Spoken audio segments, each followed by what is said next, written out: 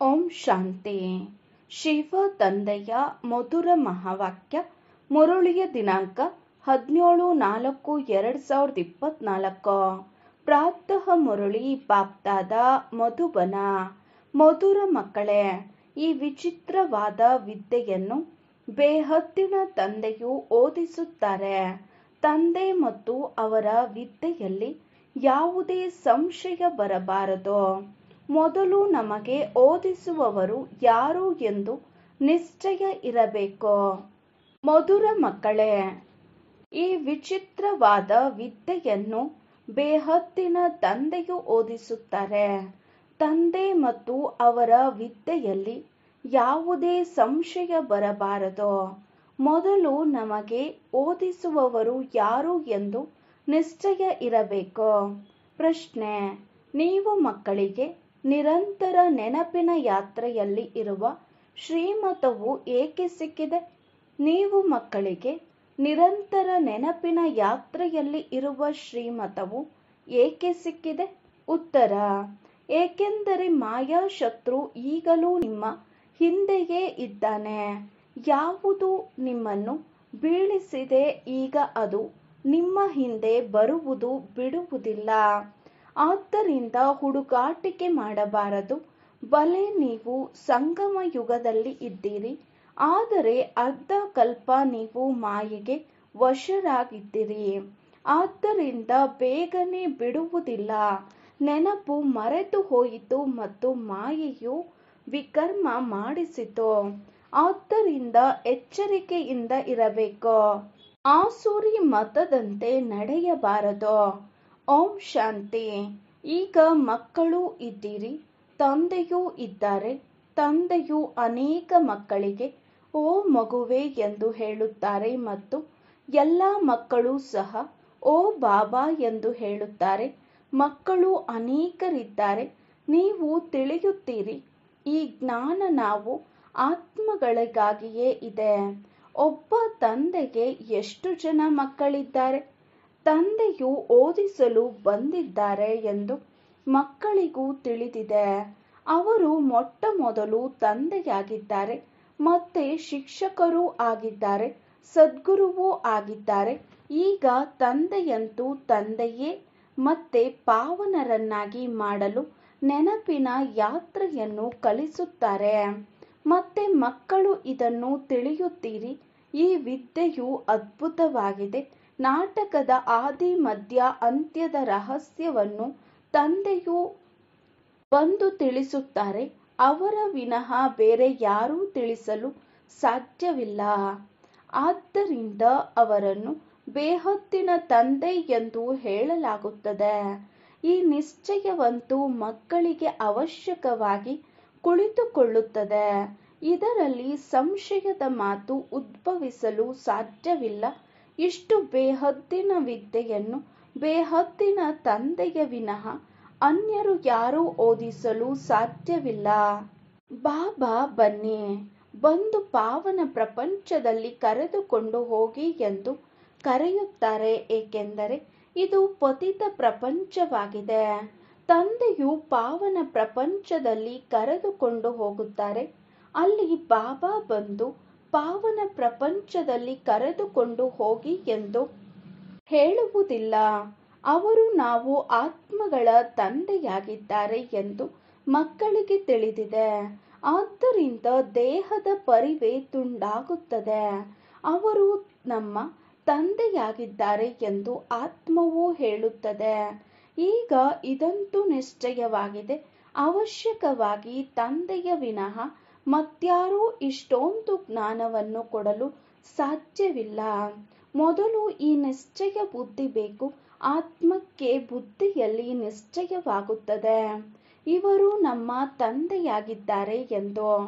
ಆತ್ಮಕ್ಕೆ ಜ್ಞಾನವು ಸಿಗುತ್ತದೆ.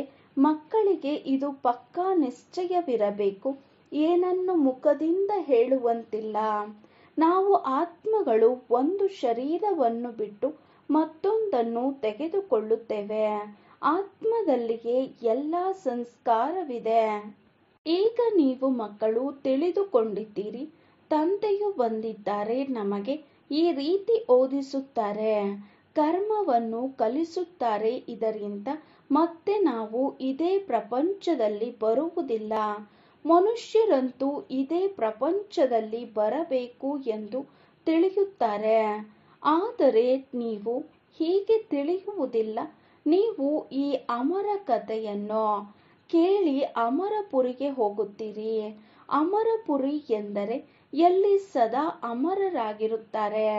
ಸತ್ಯಯುಗ ತ್ರೇತಾಯುಗವು ಅಮರಪುರಿಯಾಗಿದೆ. ಮಕ್ಕಳಿಗೆ ಎಷ್ಟೊಂದು ಖುಷಿ ಇರಬೇಕು. ಈ ವಿದ್ಯೆಯನ್ನು ತಂದೆಯ ವಿನಃ ಬೇರೆ ಯಾರೂ ಓದಿಸಲು ಸಾಧ್ಯವಿಲ್ಲ. ತಂದೆಯು ನಮಗೆ ಓದಿಸುತ್ತಾರೆ ಮತ್ತು ಯಾರು ಶಿಕ್ಷಕರಾಗಿರುತ್ತಾರೆಯೋ ಅವರು ಸಾಮಾನ್ಯ ಮನುಷ್ಯರಾಗಿದ್ದಾರೆ. ಆದರೆ ಇಲ್ಲಿ ನೀವು ಪತಿತ ಪಾವನ, ದುಃಖಹರ್ತ, ಸುಖಕರ್ತ ಎಂದು ಹೇಳುತ್ತೀರೋ ಆ ತಂದೆಯು ಈಗ ಸಮ್ಮುಖದಲ್ಲಿ ಓದಿಸುತ್ತಿದ್ದಾರೆ. ಸಮ್ಮುಖವಿಲ್ಲದೆ ರಾಜಯೋಗದ ವಿದ್ಯೆಯನ್ನು ಹೇಗೆ ಓದಿಸುವುದು? ತಂದೆಯು ಹೇಳುತ್ತಾರೆ, ನೀವು ಮಧುರ ಮಕ್ಕಳಿಗೆ ಇಲ್ಲಿ ಓದಿಸಲು ಬರುತ್ತೇನೆ, ಓದಿಸಲು ಇವರಲ್ಲಿ ಪ್ರವೇಶ ಮಾಡುತ್ತೇನೆ. ಭಗವಾನುವಾಚ ಇದೆ ಎಂದರೆ ಅವಶ್ಯಕವಾಗಿ ಅವರಿಗೆ ಶರೀರವು ಬೇಕು. ಕೇವಲ ಮುಖವಲ್ಲ, ಆದರೆ ಪೂರ್ಣ ಶರೀರವು ಬೇಕು. ತಂದೆಯೇ ಹೇಳುತ್ತಾರೆ, ಮಧುರಾತಿ ಮಧುರ ಆತ್ಮಿಕ ಮಕ್ಕಳೇ, ನಾನು ಕಲ್ಪ ಕಲ್ಪವು ಪುರುಷೋತ್ತಮ ಸಂಗಮ ಯುಗದಲ್ಲಿ ಸಾಧಾರಣ ತನುವಿನಲ್ಲಿ ಬರುತ್ತೇನೆ.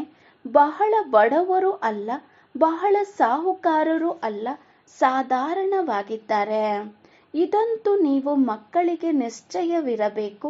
ಅವರು ನಮ್ಮ ತಂದೆಯಾಗಿದ್ದಾರೆ, ನಾವು ಆತ್ಮಗಳಾಗಿದ್ದೇವೆ. ಅವರು ನಾವು ಆತ್ಮಗಳ ತಂದೆಯಾಗಿದ್ದಾರೆ. ಇಡೀ ಪ್ರಪಂಚದ ಯಾರೆಲ್ಲ ಮನುಷ್ಯಾತ್ಮರಿದ್ದಾರೆಯೋ ಅವರೆಲ್ಲರಿಗೂ ತಂದೆಯಾಗಿದ್ದೇನೆ. ಆದ್ದರಿಂದ ಅವರಿಗೆ ಬೇಹದ್ದಿನ ತಂದೆ ಆಗಿದ್ದಾರೆ ಎಂದು ಹೇಳಲಾಗುತ್ತದೆ. ಶಿವ ಜಯಂತಿಯನ್ನು ಆಚರಿಸಲಾಗುತ್ತದೆ, ಆದರೆ ಅವರ ಬಗ್ಗೆ ಯಾರಿಗೂ ಗೊತ್ತಿಲ್ಲ. ಶಿವ ಜಯಂತಿಯನ್ನು ಯಾವಾಗಿನಿಂದ ಆಚರಿಸಲಾಗುತ್ತದೆ ಎಂದು. ಆದರೆ ಅದರ ಬಗ್ಗೆ ಯಾರಿಗೂ ಗೊತ್ತಿಲ್ಲ. ಶಿವ ಜಯಂತಿಯನ್ನು ಯಾವಾಗಿನಿಂದ ಆಚರಿಸಲಾಗುತ್ತದೆ ಎಂದು ಯಾರೊಂದಿಗಾದರೂ ಕೇಳಿ. ಅದಕ್ಕೆ ಅವರು ಪರಂಪರೆಯಿಂದ ಎಂದು ಹೇಳುತ್ತಾರೆ. ಅದು ಯಾವಾಗಿನಿಂದ? ಯಾವುದಾದರೂ ದಿನಾಂಕವಂತೂ ಬೇಕಲ್ಲವೇ? ನಾಟಕವು ಅನಾದಿಯಾಗಿದೆ, ಆದರೆ ನಾಟಕದಲ್ಲಿ ಯಾವ ಚಟುವಟಿಕೆಗಳು ನಡೆಯುತ್ತದೆಯೋ ಅದರ ತಿಥಿ ತಾರೀಕು ಬೇಕಲ್ಲವೇ? ಇದನ್ನು ಯಾರೂ ತಿಳಿದುಕೊಂಡಿಲ್ಲ.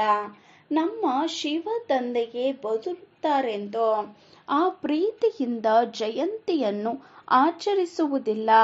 ನೆಹರು ಜಯಂತಿಯನ್ನು ಅಷ್ಟು ಪ್ರೀತಿಯಿಂದ ಆಚರಿಸುತ್ತಾರೆ. ಆನಂದ ಬಾಷ್ಪಗಳು ಬರುತ್ತವೆ. ಶಿವ ಜಯಂತಿಯ ಬಗ್ಗೆ ಯಾರಿಗೂ ಗೊತ್ತಿಲ್ಲ. ಈಗ ನೀವು ಮಕ್ಕಳು ಅನುಭವಿಗಳಾಗಿದ್ದೀರಿ. ಅನೇಕ ಮನುಷ್ಯರಿದ್ದಾರೆ, ಅವರಿಗೆ ಏನೂ ಗೊತ್ತಿಲ್ಲ. ಎಷ್ಟೊಂದು ಮೇಳಗಳು ಸೇರುತ್ತವೆ, ಅಲ್ಲಿಗೂ ಯಾರು ಹೋಗುವರೋ ಅವರಿಗೆ ಏನೂ ಗೊತ್ತಿಲ್ಲ. ಸತ್ಯವೇನಿದೆ ಎಂದು ತಿಳಿಸಬಹುದು. ಹೇಗೆ ಬಾಬಾರವರು ಅಮರನಾಥದ ಉದಾಹರಣೆಯನ್ನು ತಿಳಿಸಿದರೋ ಅಲ್ಲಿ ಹೋಗಿ ಸತ್ಯವಾಗಿಯೂ ಏನಾಗುತ್ತದೆ ಎಂಬುದನ್ನು ನೋಡಿದರೋ. ಬೇರೆಯವರಂತೂ ಅನ್ಯರ ಮೂಲಕ ಏನನ್ನು ಕೇಳುವವರೋ ಅದನ್ನು ತಿಳಿಸುತ್ತಾರೆ. ಹಿಮದ ಲಿಂಗವಾಗುತ್ತದೆ ಎಂದು ಯಾರಾದರೂ ಹೇಳಿದರೆ ಅದಕ್ಕೆ ಸತ್ಯವೆಂದು ನಂಬುತ್ತಾರೆ. ಈಗ ನೀವು ಮಕ್ಕಳಿಗೆ ಸತ್ಯ ಯಾವುದು, ಅಸತ್ಯ ಏನಾಗಿದೆ ಎಂದು ಅನುಭವವಾಗುತ್ತದೆ. ಇದುವರೆಗೆ ಏನೆಲ್ಲವನ್ನು ಕೇಳುತ್ತಾ ಓದುತ್ತಾ ಬಂದಿದ್ದೀರೋ ಅದೆಲ್ಲವೂ ಅಸತ್ಯವಾಗಿತ್ತು. ಸುಳ್ಳು ಮಾಯೆ, ಸುಳ್ಳು ಶರೀರ ಎಂದು ಗಾಯನವಿದೆ. ಇದು ಅಸತ್ಯದ ಪ್ರಪಂಚವಾಗಿದೆ. ಸತ್ಯವು ಸತ್ಯಖಂಡವಾಗಿದೆ. ಸತ್ಯಯುಗ, ತ್ರೇತ, ದ್ವಾಪರ ಯುಗವು ಕಳೆಯಿತು. ಈಗ ಕಲಿಯುಗವು ನಡೆಯುತ್ತಿದೆ. ಇದನ್ನೂ ಸಹ ಬಹಳ ಕೆಲವರೇ ಅರಿತುಕೊಳ್ಳುತ್ತಾರೆ.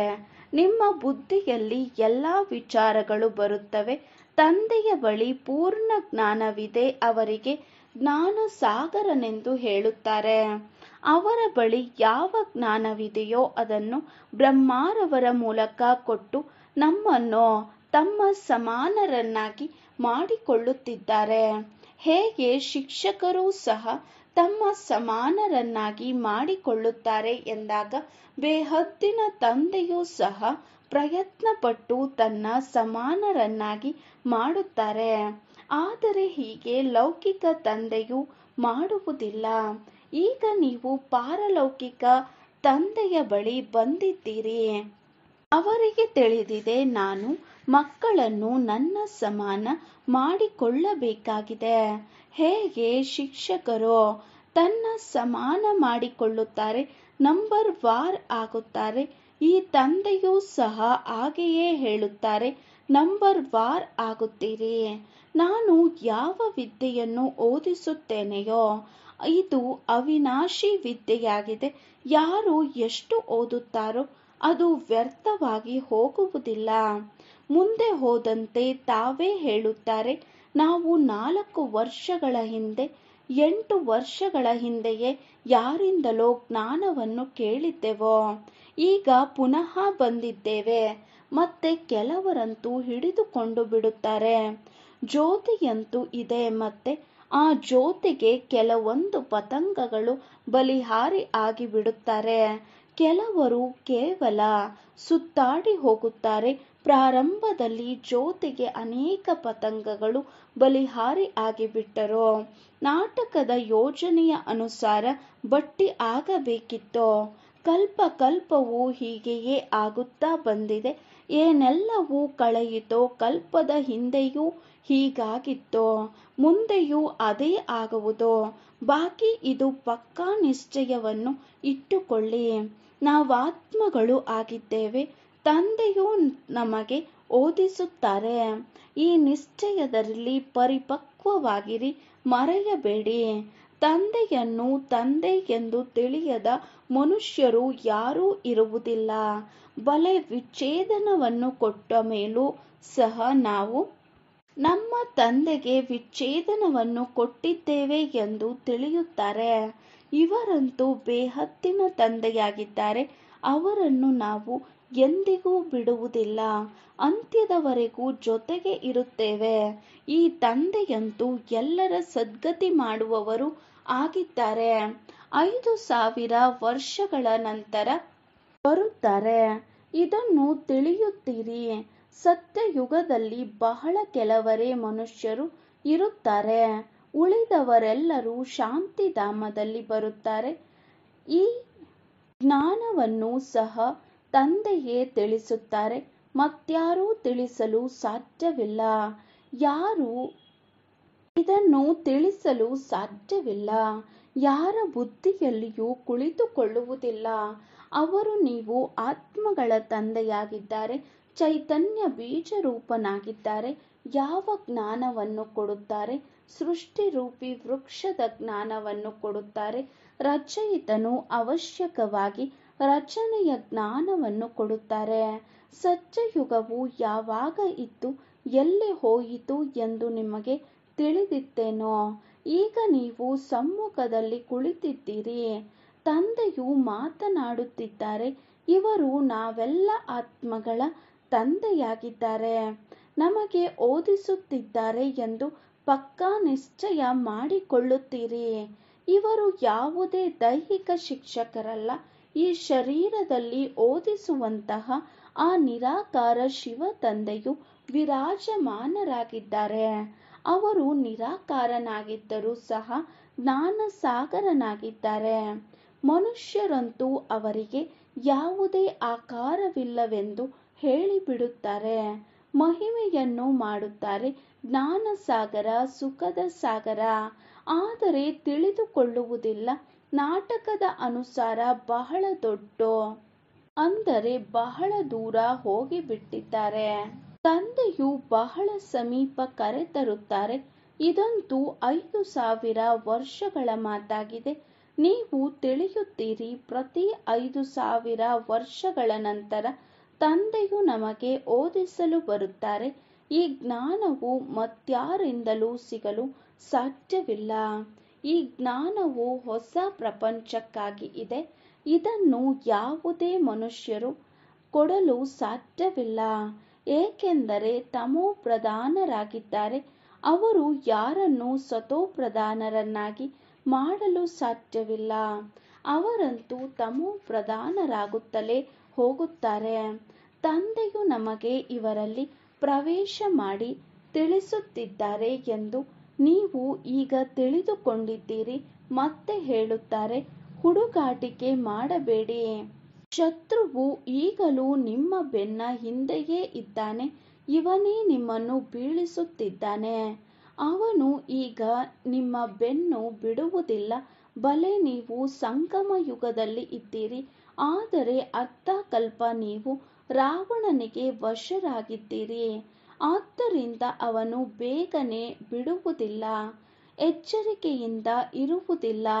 ನೆನಪು ಮಾಡುವುದಿಲ್ಲವೆಂದರೆ ಇನ್ನೂ ವಿಕರ್ಮವನ್ನು ಮಾಡಿಸಿ ಬಿಡುತ್ತಾನೆ. ನಂತರ ಯಾವುದಾದರೂ ಒಂದು ಏಟು ಬೀಳುತ್ತದೆ. ಈಗಂತೂ ನೋಡಿ, ಮನುಷ್ಯರು ತಮಗೆ ತಾವೇ ಪೆಟ್ಟು ಕೊಟ್ಟುಕೊಂಡಿದ್ದಾರೆ. ಏನೇನೋ ಹೇಳಿಬಿಡುತ್ತಾರೆ. ಶಿವಶಂಕರ ಒಂದೇ ಎಂದು ಹೇಳಿಬಿಡುತ್ತಾರೆ. ಅವರ ಕರ್ತವ್ಯವೇನು ಮತ್ತು ಇವರ ಕರ್ತವ್ಯವೇನು? ಎಷ್ಟೊಂದು ಅಂತರವಿದೆ.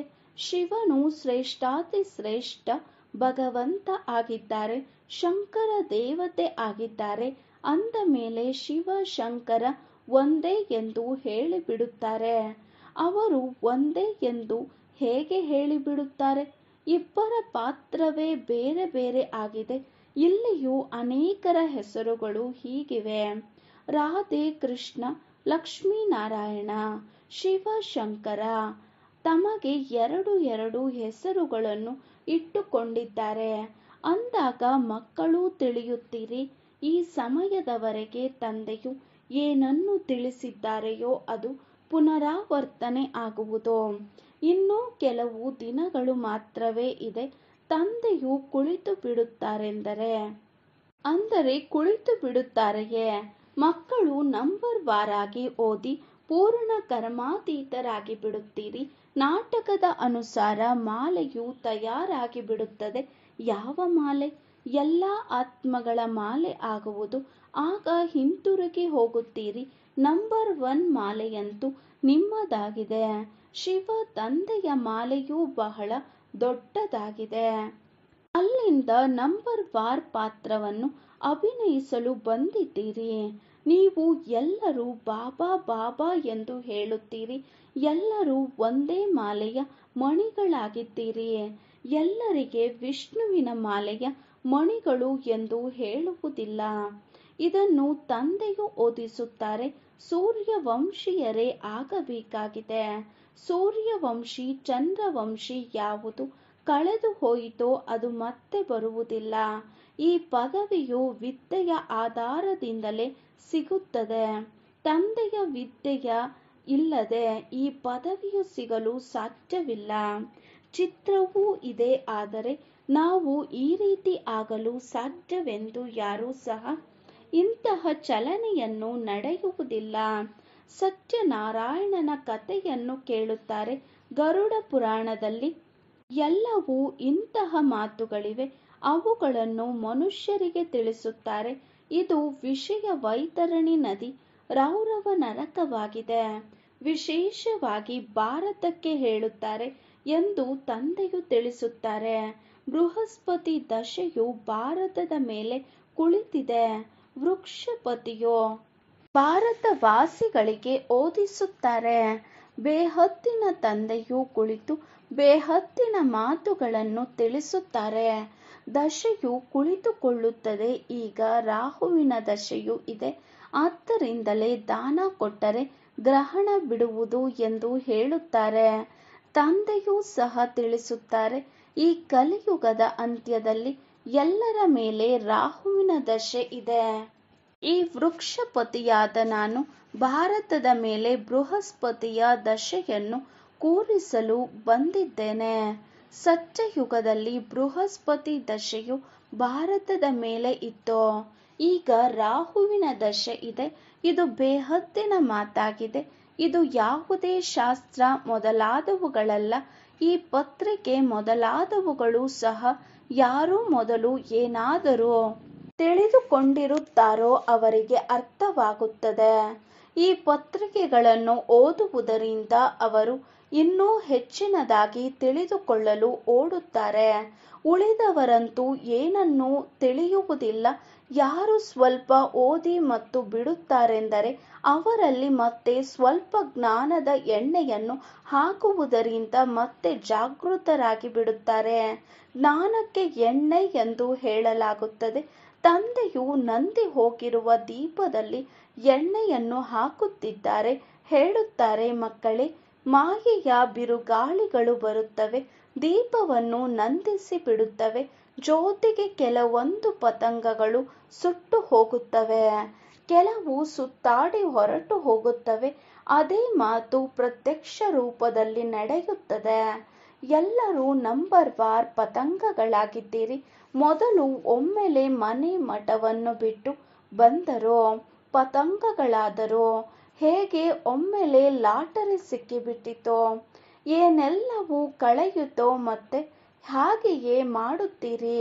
ಬಲೆ ಹೊರಟು ಹೋದರು. ಆದ್ದರಿಂದ ಅವರು ಸ್ವರ್ಗದಲ್ಲಿ ಬರುವುದಿಲ್ಲವೆಂದು ತಿಳಿಯಬೇಡಿ.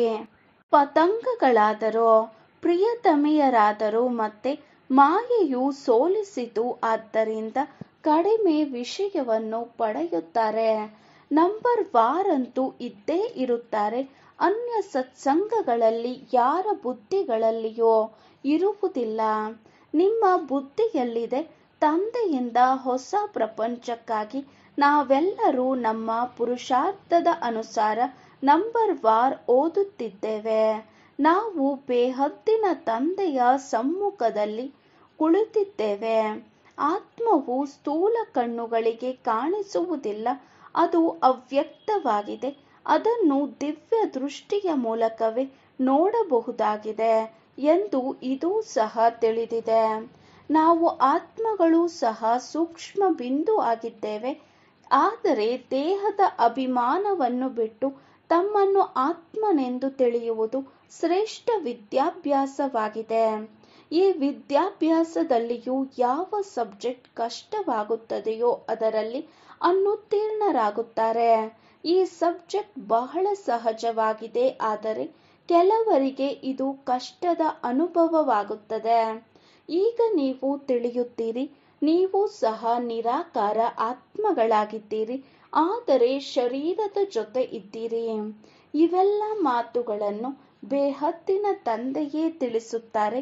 ಮತ್ಯಾರೂ ತಿಳಿಸಲು ಸಾಧ್ಯವಿಲ್ಲ. ಅಂದ ಮೇಲೆ ಏನು ಮಾಡುತ್ತೀರಿ? ಅವರಿಗೆ ಧನ್ಯವಾದಗಳನ್ನು ಹೇಳುತ್ತೀರಿ.